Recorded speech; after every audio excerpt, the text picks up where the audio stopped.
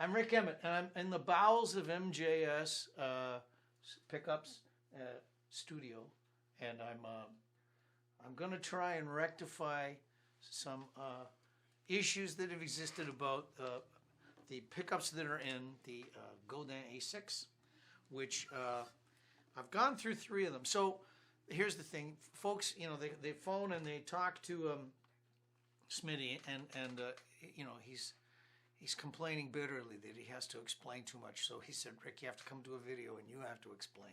So I will explain. And here's the explanation. I used to be a young man who loved level. I loved a lot of volume. And my theory used to be that if you had a guitar that had was a source of a lot of level, then that's the way you did the signal chain. But gradually, slowly but surely, and also because of this model guitar, I modified my approach, and also the influence of Smitty. So we started out in this, and those of you that watched the old MJS video where I was playing on Connie, the Sunburst A6, I had an MJS Hum 2 in that one. There was an 8.4K pickup, and it was on the Co-5s. And then I sort of said, you know, it's still too boomy. See, the original problem is, like, Godin has a fantastic invention that it marries this guitar to, you know, the jazz of a humbucker pickup to a piezo. But it hasn't, inherently, it's going to have a lot of issues. You know, you have this preamp, you know, you're trying to balance these 2 pickups, and because I'm an old fart, I like to make it so that I have a master volume here, so that's one of the things I get Smitty to do. So that changes the nature of this, so that we made one of these slide faders the volume for this pickup, and one of them is the slide fader master volume for these guys. So you can blend them here, and then you got your master out. So that's the way I set this up. So then gradually we realized the pickups got too much level. So the first one had 8.5. The second one was an MJS Hum 0, and it was like a 5K pop thing. And that made these preamp controls, it married better to that. But as I got older and I wanted less level, I need less level, you know. I was complaining before when we were warming up that the amp is too close to me. That's what's happening in my old age. So this new one now is an MJS Low Z humbucker. And it's like 1.2K. So it's like, it's way down there. It's still on the Co-5s. So you're still getting a certain amount of kind of clarity and articulation out of the pickup.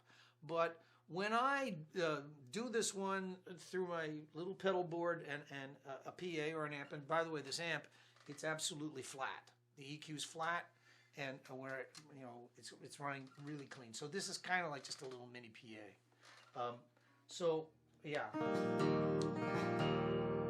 So I'm running a little bit of reverb right now, a hall reverb on my pedal board, but I'll turn that off so you can just hear. This is literally how the guitar sounds.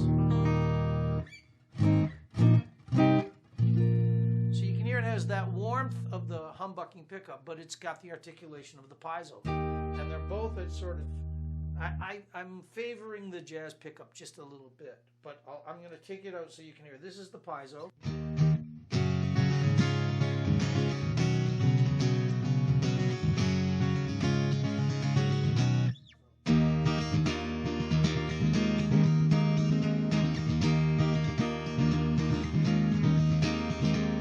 So, acoustic, right?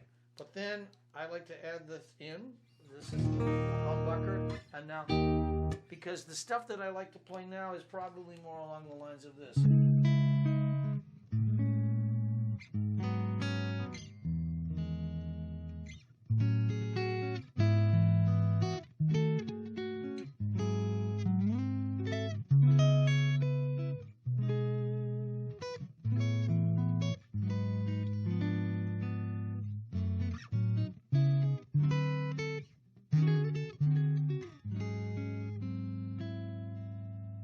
And that's dry.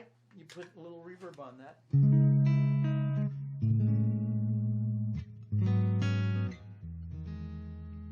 And you can hear how the reverb gives it a length.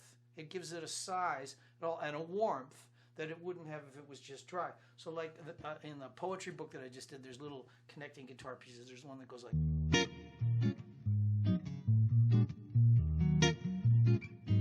that little, you can hear the reverb hanging.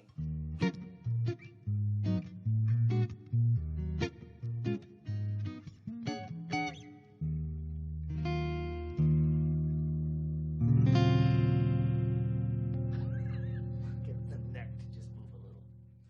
Okay, so the way that I prefer to run the guitar is to have, I don't even have the master full. I try to sort of run it at about 5 or 6, and then I prefer to have this pickup a little bit more in the mix than this one, because this one is just so that I get the sound of my nails.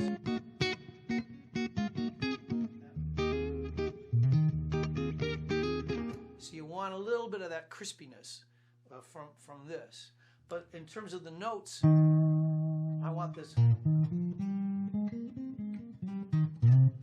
that warmth, that Wes Montgomery kind of. So that's coming from this. And again, this is what Smitty told me, you know, I had too much level before. I had to keep coming down in order to get to this place where the pickup is speaking in an articulate way, but also with its own natural warmth. It's not overstating or overemphasizing the notes that are coming off the fretboard. And that's what you want in the end. You want something that gives you expression. So I should also mention this. The strings that I put on these guitars are EJ21s. They're the Dario EJ21s. It's what Godin puts on at the factory. And they're the right ones. They've figured this out. You want that wound G, but the other thing is that you want lots of nickel in there. You don't want to put bronze on a guitar like this, because the pickup is now not, it can't do what it needs to do magnetically.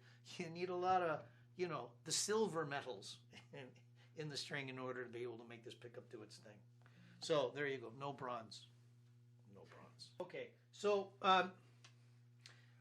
let me make sure that I've covered this too. This is a Zoom G3X. It's pretty straightforward. It's digital, and it's, you know, yes, it's got a DSP in it, but and I use very little effect. So I'm going to just run it. This is dry now, straight through to the amp. So there's practically no color from the pedal board at all, other than that sort of nice little bit of smoothness you get from a digital sound processor.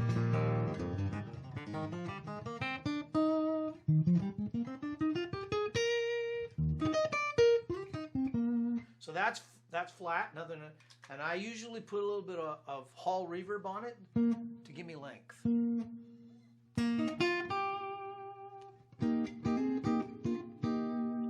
So that I can.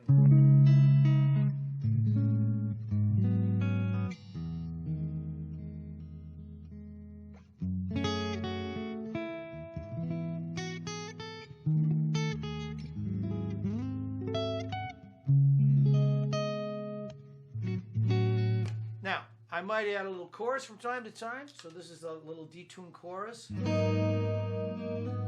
Like when I was playing gigs and I was doing the old.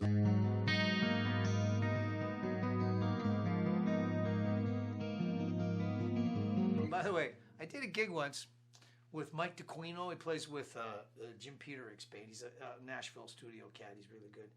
And we were learning playing that tune down in a rehearsal, lay it on the line, and he said to me, I mean, I'm trying to figure out the voicing you're using on that. And he shows me, he goes, is this how you're playing it? And he plays this. And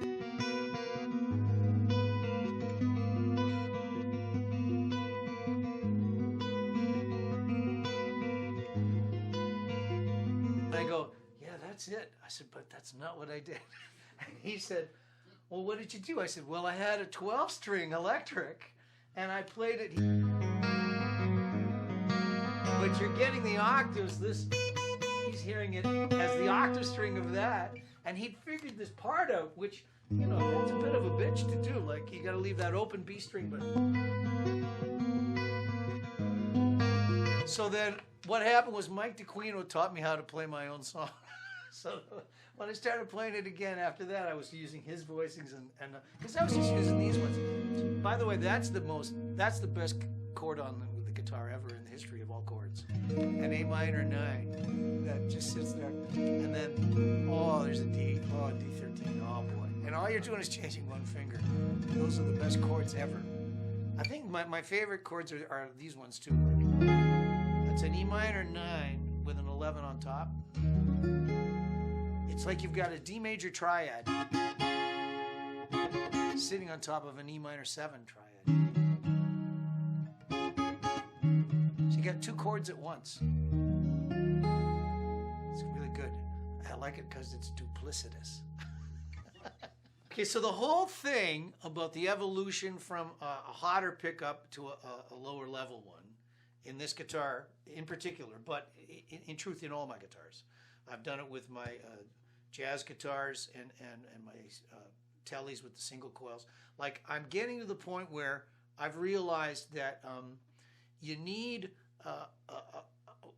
headroom all the way down through the signal chain. So in particular, this guitar, the interaction with the pedal board and with the effects that you can get, like when I have reverb on this, it warms up the piezo. But when I add some chorus,